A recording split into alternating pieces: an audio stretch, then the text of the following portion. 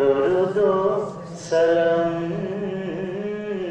তোমার প্রেমে করি মোরা মিলাদি কিয়াম সাল্লাল্লাহু আলা মুহাম্মাদ সাল্লাল্লাহু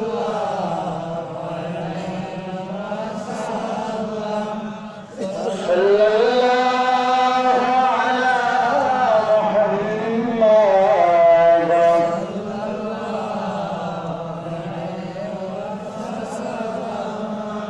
সকলে আওয়াজ বড় করে একটু মহব্বতে জবানকে পবিত্র করি।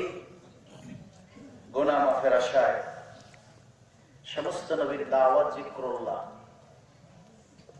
সব নবীরা মানুষদেরকে একটা কথাই বলেছেন, লা ইলাহা ইল্লাল্লাহ।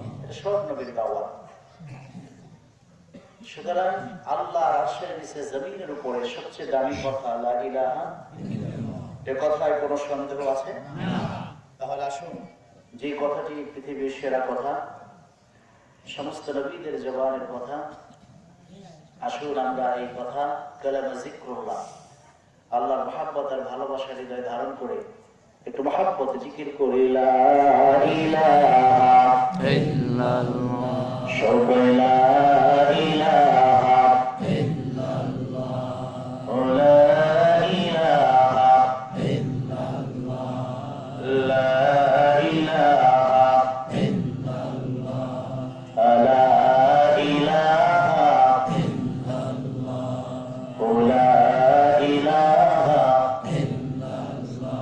নেই কেহ নেই আল্লাহ ছাড়া, লা ইলাহা ইল্লাল্লাহ, লা ইলাহা ইল্লাল্লাহ। পাখির গানে গানে আওয়ার তানে তানে, পাখির গানে গানে আওয়ার তানে তানে, ওই নামেরই গান শুনে না, আল্লাহ নামের সুর শুনে মন দেয় যে নীরব সারা। লা ইলাহা লা ইলাহা ইল্লাল্লাহ ইল্লাল্লাহ, লা ইলাহা লা ইলাহা। ফুলের ঘ্রাণে ঘ্রাণে ওলের গুঞ্জরণে, ফুলের ঘ্রাণে ঘ্রাণে ওলের গুঞ্জরণে, ওই নামেরই সুগন্ধে মন, আল্লাহ নামের সৌরভে মন হয় জীবন্ত। লা ইলাহা লা ইলাহা ইল্লাল্লাহ ইল্লাল্লাহ, লা ইলাহা লা ইলাহা লা ইলাহা ইল্লাল্লাহ মুহাম্মাদুর রাসূলুল্লাহ সাল্লাল্লাহু আলাইহি ওয়াসাল্লাম। আল্লাহুম্মা সাল্লি ওয়া সাল্লিম ওয়া বারিক আলাইহি।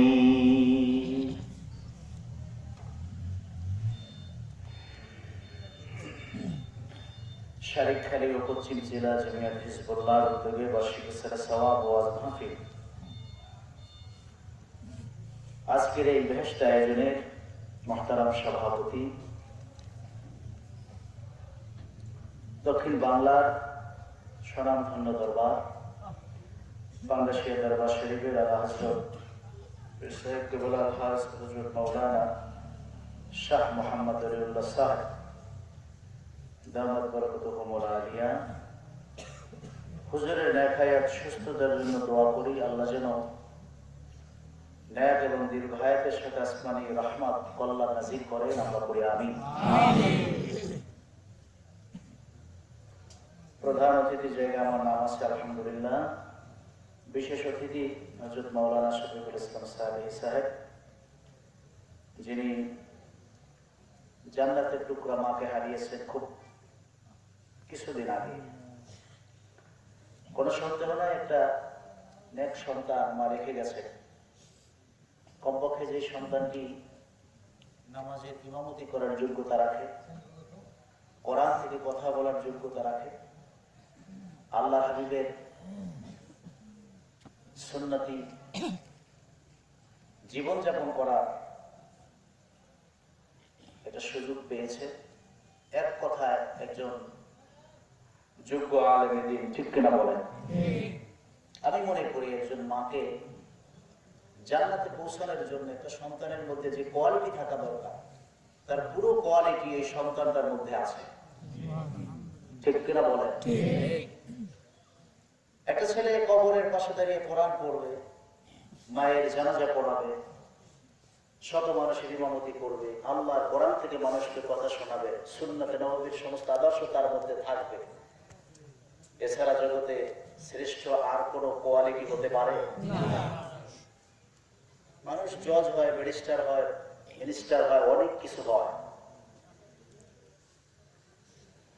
আরেকজন মানুষ কোরআনকে হৃদয়ে ধারণ করে, রাসূলুল্লাহর মুজাসসাম নমুনার সূরাটা হৃদয়ে যদি ধারণ করে, 3.5 কোটির মধ্যে ধারণ করতে পারে,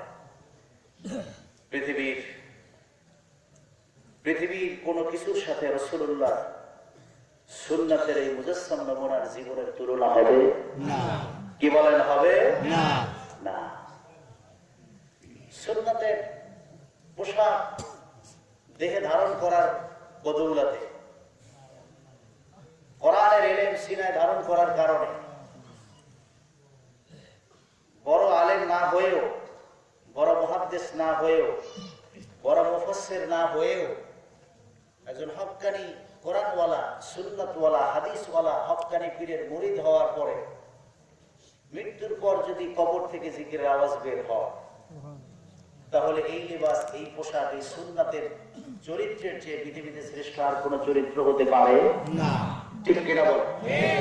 এই ইতিহাস দক্ষিণ বাংলার মানুষ সবচেয়ে বেশি ভালো জানে।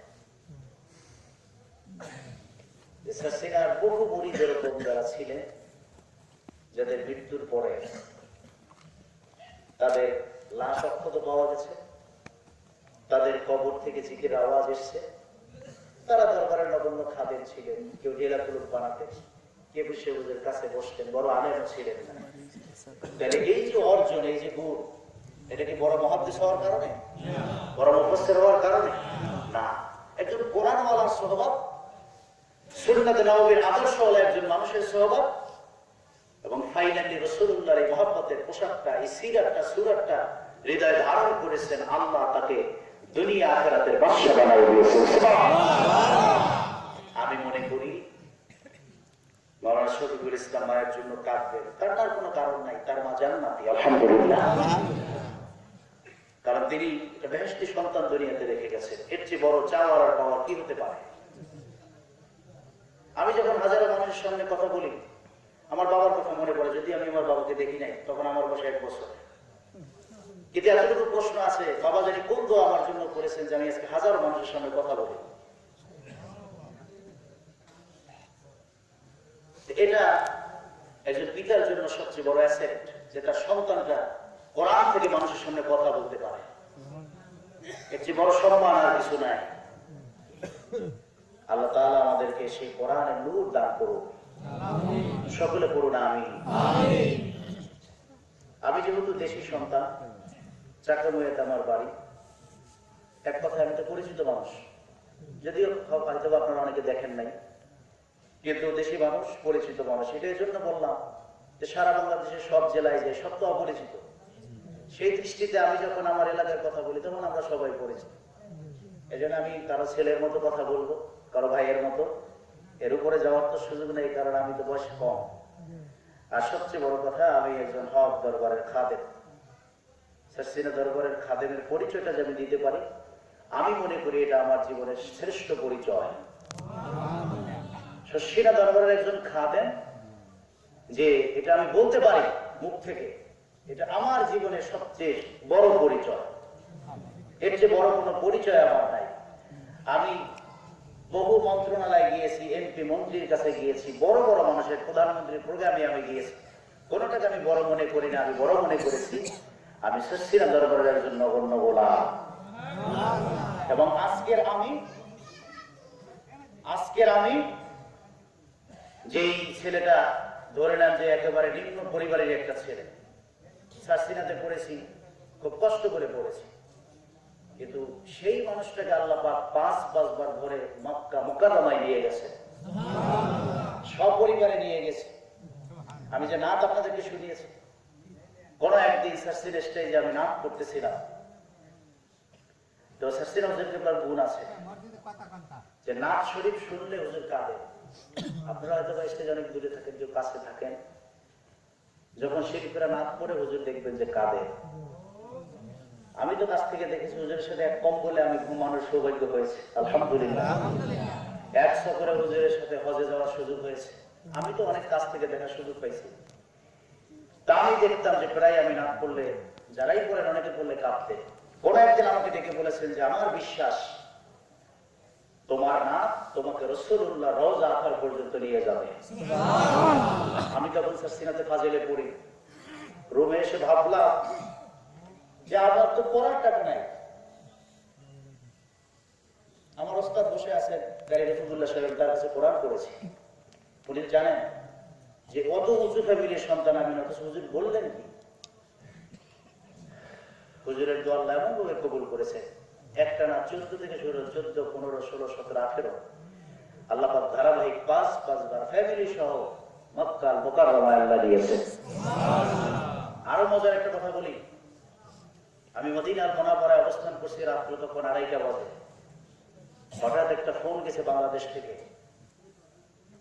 ফোনটা ধরলাম, বাংলাদেশ থেকে যিনি রিসিভ করলেন তার নাম আব্দুল নূর, আমার বেয়াই, আমতলী হুজুরের ছেলে। আপনারা জানেন যে শশী হুজুরের খেদমতে থাকেন, আমার বেয়াই, আমার বড় ভাইয়ের শ্যালক। তো ফোন ধরে আব্দুল নূর বলল যে আমি এত রাতে ঘুম থেকে তাহাজ্জুদের জন্য উঠছি। উনি একটা কথাই বলছেন যে বিশ্বের হুজুর কথা বলবেন। আমি তো রীতিমতো ভয় পেয়ে গেছি, হুজুর কেবলা কথা বলবেন। আমি আসলে ওরকম হুজুরের সাথে কথা বলি না খুব একটা বেশি, ভয়ের হোক বা আদবের হোক, অত বেশি কথা বলি না, মাঝে মধ্যে।